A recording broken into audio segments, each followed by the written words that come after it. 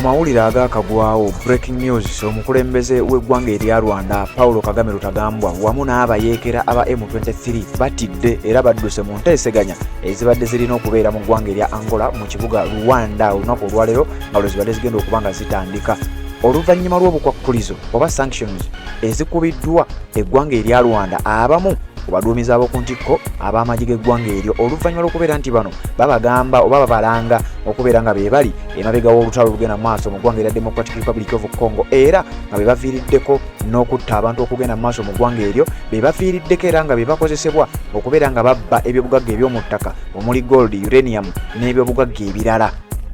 We twogerera oluvannyuma lwa sanctions ezo kiwalirizza abakulembeze b'abayeekera bano mu ggwanga erya Democratic Republic of Congo aba M23 nga beegattiddwako ne Paulo Kagame Rutagambwa akulembera eggwanga erya Rwanda okuwithdrawinga era ne badduka mu nteeseganya ezibadde zigenda okuba nga zitandika olunaku olwaleero mu kibuga ekimanyiddwa nga Rwanda nga kino kye kibuga ekikulu eky'eggwanga erya Angola. Olunaku olwajjo nakuwadde amawulire gano gwa zaatugoberera bw'obanga obadde otambula n'omukutu guno byenjogerako bitegeera bulungi nnyo. Mu kibuga ekyo pulezidenti w'eggwanga eryo amanyiddwa nga Lorenko akulembera eggwanga erya Angola y'abadde agenda okubeera nga mediator ow'enteeseganya zino ez'okulaba nga bazisa emirembe mu ggwanga erya Democratic Republic of Congo era ng'enteeseganya zibadde zigenda kubeera wakati w'abayeekera ba M23 nga bano bali ku sayidi y'emu n'eggwanga erya Rwanda Paulo Kagame Rutagambwa lyakulembera nga ku sayidi endala wabadde wagenda kubeerayo eggwanga erya Democratic Republic of Congo eri kulembera Felix Tshisekedi Tshilombo.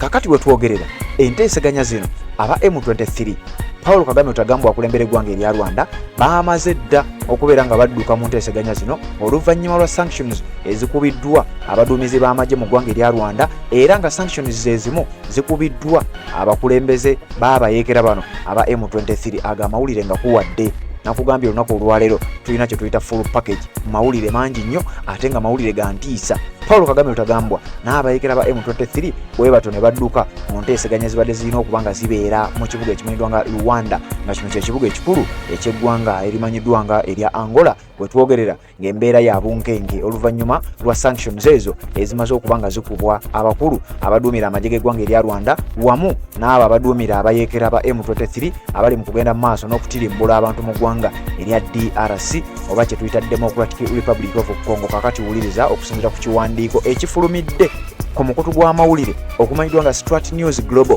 bagambye bati Congo's M23 rebels pull out of Angola peace talks after EU sanctions. Abayeekera abali mu kutirimbula abantu mu ggwanga erya DRC badduse mu nteeseganya ezibadde zirina okubeera nga zigenda mu maaso mu ggwanga erya Angola mu kibuga ekimanyiddwa nga Rwanda.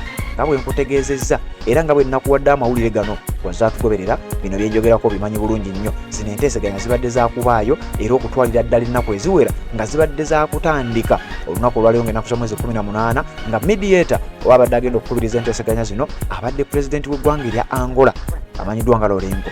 Wuliriza ekiwandiiko bwe batugamba. Rwanda-backed M23 rebels announced on Monday their withdrawal from planned peace talks in Angola on the Democratic Republic of Congo's conflict after the European Union sanctioned their leaders and Rwanda army commanders. Nti abayeekera bano ab'eggwanga aba M23 abali mu kutirimbula abantu mu ggwanga erya Democratic Republic of Congo balangiridde ekiro ekikeseza olunaku olwaleero nti bannange ffe tuggyeeyo amaanyi gonna n'ebirowoozo byonna era tetugenda kwetaba mu nteeseganya ezibadde zaateekeddwa okulaba nga zigenda kugenda mu maaso mu ggwanga erya Angola mu kibuga Rwanda nga zibadde zigenda kutandika olunaku olwaleero ng'ennaku z'omwezi 18 omwezi ogwokusatu omwaka 2025. Kakati bano bagamba tuggyeeyo ebirowoozo byaffe era tetuli beetegefu kubeera nga tusisinkana n'abasajja okuva mu gavumenti y'eggwanga erya DRC. Bano nno nga bali wamu ne gavumenti y'eggwanga erya Rwanda. Kino nga bakikoze era nga bagamba nti tukikoze oluvannyuma lwa sanctions ezitukubiddwako amawanga ga Bulaaya era nga sanctions ezimu zikubiddwa pulezidenti w'eggwanga erya Rwanda bannamagye bakulembera nga nabo bateereddwa ku lisiti ey'okuba nti bateereddwako envumbo olw'ebyobugagga by'eggwanga erya Democratic Republic of Congo. Kakati we twogerera embeera nga ya bunkenke. Earlier on Monday, the rebels group said it would be sending a delegation to Angola's capital, Rwanda, on Tuesday to join the peace talks.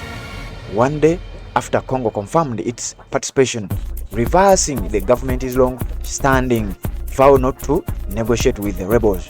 Uliriza nti kumande kumacha ngera bwe twakuwadde amawulire abayekera bana ba M23 babadde bamativu nnyo era nga bamalirivu okuweereza delegation ey'abakungu n'abakulembeze ababayekera okugenda mu kibuga Rwanda mu nteeseganya ezibadde zigenda okutandika ku lunaku olwokubiri lwe lunaku olwaleero ngenda kusa mwezi 18 mwezi gwa 3 wabula we bwawungeeredde nga bafunye amawulire nti eggwanga lya Rwanda likubiddwa sanctions. Kakati nno wano eggwanga lya Rwanda lirabika terikyasobola kwegaana kubeera mabega w'abayekera bana ba M23 kubanga wulira bwe bagaana. Oluvannyuma lw'okufuna amawulire nti eggwanga lya Rwanda bannamagye mu ggwanga lye bateereddwako envumbo ku mukago gwa Bulaaya ne tufuna amawulire ge gamu nti naffe mu bamu ku bakulembeze b'abayekera baffe nabo baateekeddwako envumbo ze zimu tusazeewo enteeseganya ezigenda okubeera mu kibuga Rwanda eky'eggwanga erya Angola ffe munnange tuziggyemu enta era abayekera bana ba M23 nga kugasse amagye g'eggwanga erya Rwanda bategeezezza nti nze ffe enteeseganya tuzidduseemu tetugenda kubeera nga tuzibeeramu. Lwaki mututeekako obukwakkulizo? Lwaki mututeekako sanctions omukago gwa Bulaaya bagugamba? Lwaki muteeka sanctions ku mukama waffe Paul Kagame Rutagambwa? Lwaki muteeka sanctions ku bakulembeze baffe ababayekera ba M23? Enteeseganya zibadde zigenda okubeerayo mu ggwanga erya Democratic Republic of Congo, mu ggwanga erya Angola mu kibuga Rwanda ku nsonga z'olutalo lugenda mu maaso mu ggwanga erya Democratic Republic of Congo. Abakulu bagamba tetugenda kubeera nga tutuula mu meeting y'emu, tetugenda kubeera nga tutuula mu nteeseganya ezo olwa sanctions ezitukubiddwako. Kati mu bufunze M23 ne Paul Kagame Rutagambwa badduse mu nteeseganya era nga kino kyongedde okuleeta obunkenke mu ggwanga erya Democratic Republic of Congo, kyongedde okuleeta obunkenke mu ggwanga erya Rwanda wamu n'amawanga agaliraanyeewo. Teweerabira nakugamba nti okusinziira ku lipooti eyafuluma ku mukutu gw'amawulire ogwa Al Jazeera enaga butereevu nnyo nti si Rwanda yokka wabula n'eggwanga erya Uganda ge gamu ku mawanga agali emabega w'abayekera ba M23 era nga be bayambako mu kulinnyirira emirembe gy'abantu mu ggwanga eryo. Mawulire ogafunira ku mukutu gwa Red Zone TV oba tenaba kubanga osubscribe nga kikole tugenda kubanga ate tutambula ffenna nkutegeeza nti wano nkuleeterako amawulire mu ngeri eri brief wabula amawulire story enzijuvu otera kugisanga ku mukutu gwaffe guli omulala Red Zone Geopol atugoberera byenjogerako obitegeera bulungi nnyo. Kakati wano wenjagala okubanga nkuleka ekivudde Congo kyekyo tubeere nga tuwuliziganya mu updates eziddako. Assalamu alaikum wa rahmatullahi wa barakatuh. Amanya n'eddoboozi Haji Abdu omusomi w'eddua nkola ku nsonga ez'enjawulo emirimu nga gikutataganyeko ebyenfuna byo nga bidobonkanye ne oba oli bweru wa ggwanga emirimu gya kucankalanako jangu kusomere ku ddua okubeda nedda eddua zaabaawo eddua zisomibwa omuntu n'oterezebwa mu mbeera yonna ebadde kwesibyeko akanyaga. Nina ekyoto kyensobola okukumira wadde oli bweru wa ggwanga nga toli kumpi wano n'ofuna omukisa ogwo nawe n'osomerwako ku ddua nga nkuteddeko n'akabaani Allah ajja kukusaasira ajja kwanukula. Kuba ku nnamba yange y'essimu 0752 44 71 56 ne ku WhatsApp kwendi mpereza obubaka sobole okuyamba. Assalamu alaikum wa rahmatullahi wa barakatuh.